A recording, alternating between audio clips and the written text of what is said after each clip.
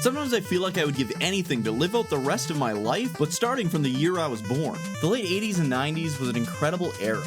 Everything was a lot more laid back, cooler, and most importantly, gaming was making some great strides. My curiosity of experiencing this time as an adult gave me the idea of going back and trying to experience it as a gamer at the very least. I've experienced multiple generations of console wars, including the largest and original rivalry between Sega and Nintendo.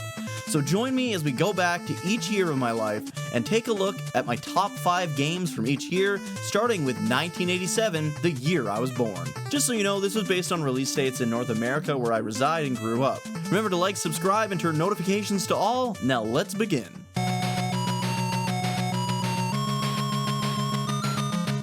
We're starting things off with one of my favorite games on a lesser-known console. Fantasy Zone 2 was an incredible and fun little shoot-'em-up game on the Sega Master System.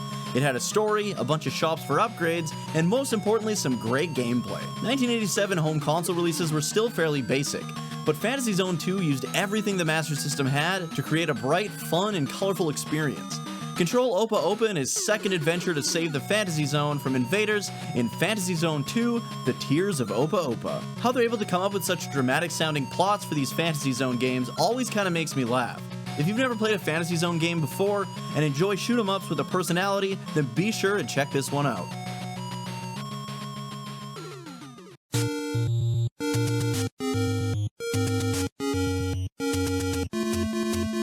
Blazing the trail for exploration in video games and being an inspiration for millions of games over the years, The Legend of Zelda had to be on my list. Those of you that know me are likely aware that I'm not a huge fan of the franchise, but not even I can deny the importance of the original Legend of Zelda. Being one of the first ever open world games on home consoles, you can spend hours exploring Hyrule, gaining new equipment, and completing the game's main dungeons in any order you choose. This game doesn't mean all that much to me now, but as a kid, this and Ocarina of Time were games I really enjoyed. It gave me that feeling of when I would play with my cousins at their farm in the nearby wooded areas with sticks as swords, coming up with all kinds of great adventures. For showing the world how exploration could be done on consoles and kicking off a franchise that's still going strong today, The Legend of Zelda on the NES is the 4th best game from 1987.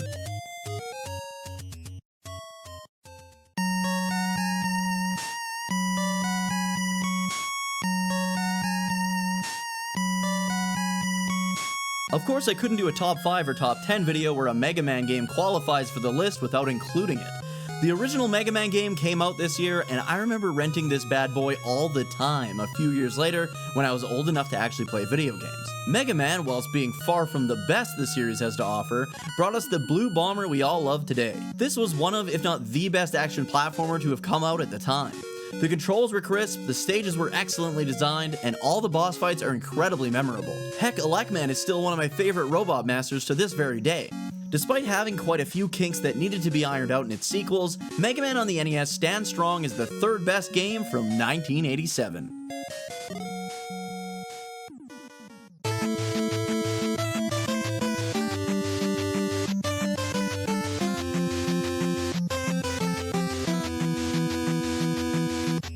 As anyone who has played the previous entry on this list could attest, video games were hard back in the 80s and 90s, but there was no game more difficult to me than Mike Tyson's Punch-Out on the NES. Growing up watching Rocky movies and boxing events with my dad and uncle, I loved boxing. So of course I loved Mike Tyson's Punch-Out. Mike Tyson was my favorite boxer at the time, and I did everything I could to play this game and try to see him for myself. Unfortunately, I never owned this game, so I only got to play it at my cousin's place.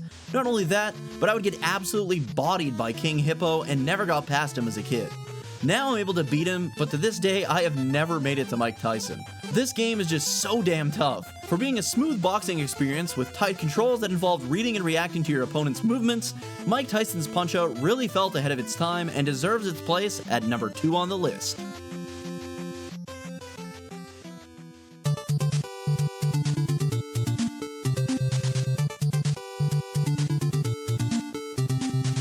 At number 1 is Castlevania on the NES, a game that blew my mind back as a kid and still holds up today. Castlevania was one of the first mergers of classic horror and action platforming. This game was tough, but mostly fair, other than this damn screen in the clock tower. Castlevania controls a bit unique, with the whip having a bit of a delay due to Simon Belmont having to pull his arm back before extending it to deal damage. The jumping was also different than other games at the time because you weren't able to just change directions mid-air.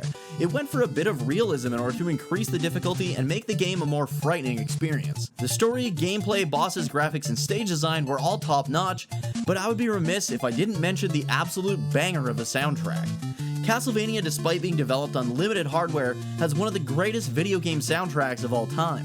Many of the tracks from this game would be reused and remixed in tons of the other games in the franchise, taking horror inspirations from the great classic films like Dracula, Frankenstein, and The Mummy. This game really has it all, and in my opinion stands the test of time better than any other game in this video. So of course it had to be at the top as the #1 game from 1987. Before I get to some honorable mentions, please be sure to like, subscribe, and turn notifications to all to help me out and grow the channel. You can also come hang out with me at least 3 times per week on Twitch at twitch.tv/Dookie03. The first honorable mention I'd like to talk about is Ghostbusters on the Sega Master System. Many people crap on the NES version of this game, but I grew up playing and loving this on the Commodore 64. When I got my hands on the Master System version, I enjoyed it even more. It basically took all the best parts of the NES and Commodore 64 versions and improved them, making you feel like you're actually running a small team of Ghostbusters. You get paid to protect the city and use this cash to fund the Ghostbusters and expand the technology and gadgets you'll have at your disposal. Last but not least, I wanted to mention Track and Field on the NES. This game could be played with the Power Pad, which is a DDR-like mat that would go on the floor and you'd step and run on. I remember having a blast with friends playing this game as a kid. We would always cheat. I would run on the front of the power pad, and my friend would sit on the floor behind me slapping the power pad buttons to boost my speed to unreal limits. I hope you enjoyed this little romp through 1987. If this video does well, I'm hoping to do a few more videos like this for each year. Tell me what you were up to and playing in 1987 down in the comments, and I'll see you in the next video.